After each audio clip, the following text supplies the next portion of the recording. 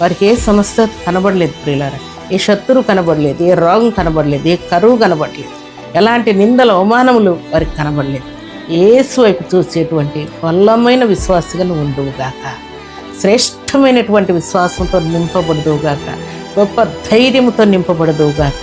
ప్రతి విధమైన ఆర్థిక సమస్యలన్నీ కూడా తొలగిపోయి నా యేసు ఐశ్వర్యవంతుడు అనేటువంటి దృఢ నిశ్చయముతో మీద నువ్వు జీవించదువుగాక.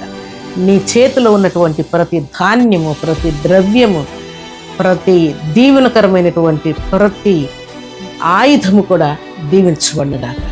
దేవుడు నీ చేతిలో ఉంచినటువంటి ఆయన వాక్కును, అలాగే ఆయన పట్ల ఉంచినటువంటి విశ్వాసమును, ఆయన పట్ల నువ్వు ఉంచినటువంటి ప్రేమను, త్యాగమును, తెగింపును నీ హృదయంలో నిలిచి ఉండునుగాక.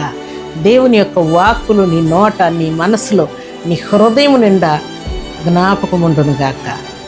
దేవుని సన్నిధిలో చేరిన మనందరి జీవితాల్లో ఏ ప్రాబ్లం వచ్చినా యేసు వైపు చూస్తూ, శిష్యులకు యేసు తప్ప మరెవరు కనబడినట్లుగా యేసు తప్ప మనకే ప్రాబ్లం కనబడకుండా ఉండునుగాక.